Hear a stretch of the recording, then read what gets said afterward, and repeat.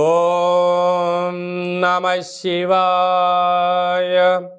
ఓం నమో నారాయణాయ. ఓం శ్రీ స్వర్ణాకర్షణ కాల భైరవాయ నమో నమః. ఓం శ్రీ నరదృష్టి నివారణ కాల భైరవాయ నమో నమః.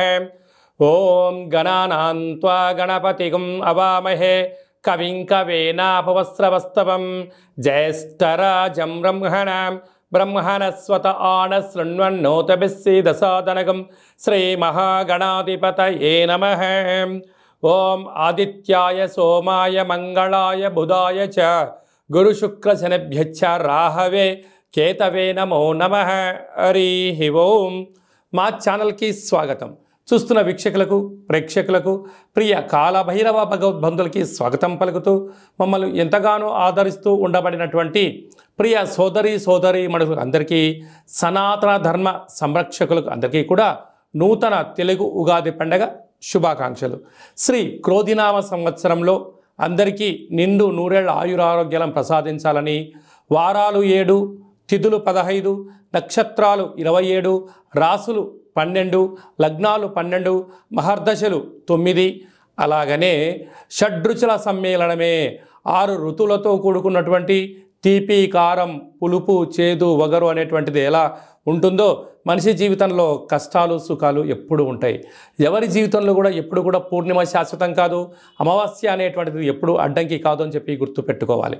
కనుక ఈ 360 రోజులు ఈ క్రోధినామ సంవత్సరంలో 30 సంవత్సరాల తర్వాత శని భగవానుడు తన సొంత గృహంలో ఉండగా వచ్చినటువంటి క్రోధినామ సంవత్సరం కావడం వలన అందరికీ నిండు నూరేళ్ల ఆయురారోగ్యాలని, విద్య, ఉద్యోగ, వ్యాపార, రాజకీయ, సేవారంగ కార్యక్రమాల్లో అన్నింటా విజయం సాధించాలని కోరుకుంటూ ఈ సంవత్సరంలో అందరికీ తెలుగు ఉగాది పండుగ శుభాకాంక్షలు.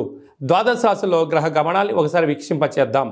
మేషరాశిలో గురు సంచార స్థితి, కన్యరాశిలో కేతు భగవాను సంచార స్థితి, కుంభరాశిలో శనిచర స్వామివారు స్వక్షేత్ర సంచార స్థితి, మీనరాశిలో రాహు సంచార స్థితితో ద్వాదశ రాశిలో గ్రహ గమనాలు ఈ విధంగా ఉన్నాయి. అలాగనే మనకు 26/4/2024 సంవత్సరంలో అనగా ఈ తెలుగు ఉగాది పండగ తదనంతరమే గురువు మేషరాశిలో నుంచి వృషభ రాశిలోకి నర్మదా నది పుష్కర సందర్భంగా గృహ మార్పు ఉందని చెప్పి గమనించాలి.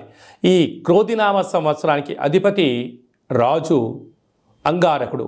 ఎందుకనగా ఈ సంవత్సరము మనకు తెలుగు ఉగాది పండగ మంగళవారం రోజు అవ్వడం వలన, మంగళవారానికి అధిపతి కుజ భగవానుడు అవ్వడం వలన, ఈ సంవత్సరానికి రాజు కుజుడు అవ్వడం వలన నిత్యము అనేక మంది క్రోధము, ఆవేశము అనేటువంటి పరిస్థితుల్లో ఉండడము, ఎర్రటి నేలలు, ఎర్రటి పంటలు బాగా పండడము, అద్భుతమైనటువంటి కందులు, మిరప, ఎర్రటి నేలలు, సంపూర్ణమైనటువంటి ఆహార ధాన్యాల ఉత్పత్తులు చాలా అద్భుతంగా ఉంటాయని చెప్పి కూడా గమనించగలగాలి.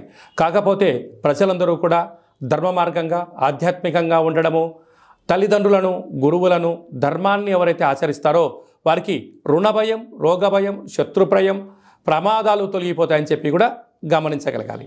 అలాగనే ఈ సంవత్సరము మంత్రివర్యులు శని భగవానుడు అవ్వడం వలన ఆ శని భగవానుడు ప్రస్తుత కాలమాన ప్రకారంగా కుంభరాశిలో సంచారము చేయడం వలన ధర్మ మార్గంగా ఎవరైతే ఉంటారో వారికి చాలా మంచి కాలము అని చెప్పి గమనించగలగాలి. తెల్లటి నువ్వులు, విశేషమైన నీలం రంగు పదార్థాలు, పుష్పాలు, పండ్లు, పదార్థాలు, అద్భుతమైనటువంటి ధర్మ పరిపాలనగా, ధర్మంగా, న్యాయంగా, నీతిగా ఉండబడిన వారికి చాలా మంచి కాలం అని చెప్పి గుర్తుపెట్టుకోగలగాలి. ఎవరైతే అధర్మంగా ఉంటారో, అన్యాయంగా ఉంటారో, రాక్షస జీవన విధానంగా ఉంటారో, గతి తప్పిన జీవన విధానం ఎవరైతే అలవర్చుకుంటారో వారికి అనేక ఇబ్బందులు ఉంటాయని చెప్పి కూడా గమనించగలగాలి.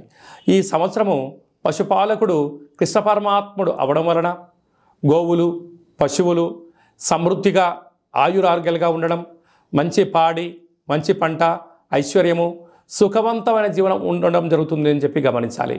కాకపోతే ఈ సంవత్సరము శుక్రుడు అనేక రకాలమైనటువంటి ప్రభావం అధికంగా ఉండడం వలన అనేక మంది నిత్యము రోజు నూతన వస్త్రాలకు, బంగారు ఆభరణాలకు, వజ్ర వైడూర్యాలకు, విలాసవంతమైన జీవితాలకు, ఆధ్యాత్మిక తీర్థయాత్ర కార్యక్రమాలకి మొగ్గు చూపడం జరుగుతుంటుంది.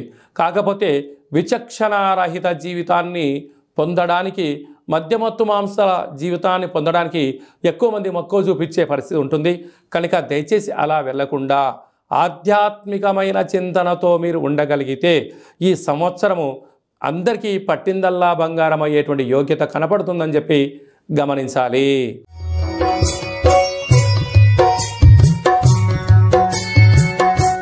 వృశ్చిక రాశి వారికి శ్రీ క్రోధినామ సంవత్సరంలో ఆదాయ వ్యయాలేంటి, ఈ సంవత్సరంలో గ్రహ గమనాలు ఎలా ఉన్నాయి, అదే కాకుండా అర్ధాష్టమ శని సంచార స్థితి, 30 సంవత్సరాల తర్వాత క్రోధినామ సంవత్సరంలో శని భగవానుడు తన సొంత ఇంట్లో ఉన్నప్పుడు ఎలాంటి విధి విధానాలు పాటించాలో ఈ వీడియోలో తెలుసుకుందాం.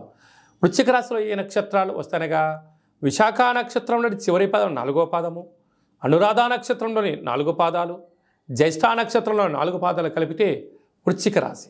వృశ్చిక రాశి యొక్క అధిపతి కుజుడు. ఈ కుజుడు ఈ సంవత్సరం రాజు కూడా. అలాగనే సస్యాధిపతి నీరసాధిపతి కూడా కుజ భగవానుడు అవ్వడం వలన కష్టే ఫలి, కష్టపడి పనిచేసేటువంటి వారికి చాలా మంచి కాలము అని చెప్పి గమనించాలి. ఒకసారి ఆదాయ వ్యయాన్ని మనం గమనించినట్లయితే ఆదాయం 8, వ్యయం 14. అంటే 8 రూపాయలు మీరు సంపాదిస్తే 14 రూపాయలు ఖర్చు పెట్టబోతున్నారు అంటే -6 రూపాయలు. కనుక ఖర్చులు అధికంగా ఉన్నాయి. ఖర్చులు నియంత్రణ అవసరం. దుబారా ఖర్చులు ఆపుకోగలగాలి. మద్య మత్తు మాంసాలకు దూరంగా ఉండగలగాలి. ధర్మబద్ధమైన ఆధ్యాత్మికబద్ధమైనటువంటి జీవన విధానాన్ని ఏర్పరచుకోగలిగితే మీకు మంచి కాలము అని చెప్పి జ్యోతిర్విజ్ఞానం తెలియజేస్తుంది. రాజ్యపూజ్యం 4, అవమానం 5. కనుక దయచేసి మీరు ఎవరికి పడితే వాళ్ళకి సలహాలు ఇవ్వద్దు. కొడుకు కదా, కూతురు కదా, కోడలు కదా, బంధువు కదా, మిత్రు కదా అని చెప్పి నా వాళ్ళని మీరు అనుకుంటున్నారు, కానీ వాళ్ళు అనుకోవట్లేదని చెప్పి మీరు గుర్తు పెట్టుకోగలగాలి. సలహాలు సూచనలు ఇవ్వడం మానుకోండి. మౌనంగా ఉన్నంత వరకు మీ యొక్క విలువ పెరుగుతుందని చెప్పి గమనించగలగాలి. అలాగా విశాఖ నక్షత్ర జాతకులకు డిసెంబర్ నుండి ఉగాది పండగ వరకు చివరి 0 అవ్వడం వలన మానసికమైన వ్యధ, ప్రమాదాలు పొంచి ఉన్నాయి. ఆరోగ్యం కుంగిపోయే పరిస్థితి ఉంటుంది. తస్మాత్ జాగ్రత్త. అలాగా జ్యేష్ఠ నక్షత్ర జాతకులకు మధ్య 0 కారణం వలన, అనగా ఆగస్టు నుండి డిసెంబర్ వరకు మధ్య 0 కారణం వలన మనోవేదన. ఏ పని చేయాలి, ఏ పని చేయకూడదు, చేస్తే ఏమవుతుంది, చేయకపోతే ఏమవుతుందని నిత్యము అంతర్మదనం జరిగే పరిస్థితి చాలా అధికంగా ఉండబోతుంది. అదే కాకుండా ఈ రాజు సస్యాధిపతి నీరసాధిపతి అవ్వడం వలన ఎర్రటి పొలాలు, ఎర్రటి పంటలు అనగా మిరప, కంది పంటలు అనుకూలించడం, అలాగా తెలుపు ధాన్యమైనటువంటి పత్తి, వడ్లు, జొన్నలు, తెల్లటి నువ్వులతో కూడుకున్నటువంటి పదార్థాలు మంచి పంటలు పండడం, వ్యవసాయ సోదరీమణులకు, గృహ భవన నిర్మాణ సేవారంగ కార్మికులకు, కాంట్రాక్టర్లకు, బెండింగ్లకు, స్వయం వృత్తులు చేసే వారందరికీ చాలా మంచి కాలమే ఉంది. కాకపోతే ఓపిక, పట్టుదల, సహనం, ధర్మంగా మీరు ఉండగలిగినట్లయితే మీ స్థిరచరాస్తులు పోగొట్టుకోకుండా రాబోయే కాలంలో సంపాదించడానికి అవకాశం ఉంటుంది. ఈ ధర్మాన్ని తప్పినా, అధర్మానికి నాంది పలికినా, వ్యసనాలకు గురి అయినా, అనవసర ఖర్చులకు వెళ్ళినా, హంగులకు ఆర్భాటాలకు వెళ్ళినా ఏమవుతుంది, చివరికి అప్పుల పాలయ్యే పరిస్థితి ఉంటుంది. కనుక స్వర్ణ ఆకర్షణ కాళభైరవ స్వామి యొక్క స్మరణ, కాళభైరవ స్వామి యొక్క కూష్మాండ దీపము, ఇంట్లో ఆనంద దీపము, ఇంటి బయట స్వర్ణ ఆకర్షణ కాళభైరవ స్వామికి ముగ్గు పెట్టగలిగినట్లయితే మీకు సకల దరిద్రాలు తొలగిపోయి ఐశ్వర్యం, ఆనందం మీ సొంతం అవుతుందని చెప్పి గమనించాలి.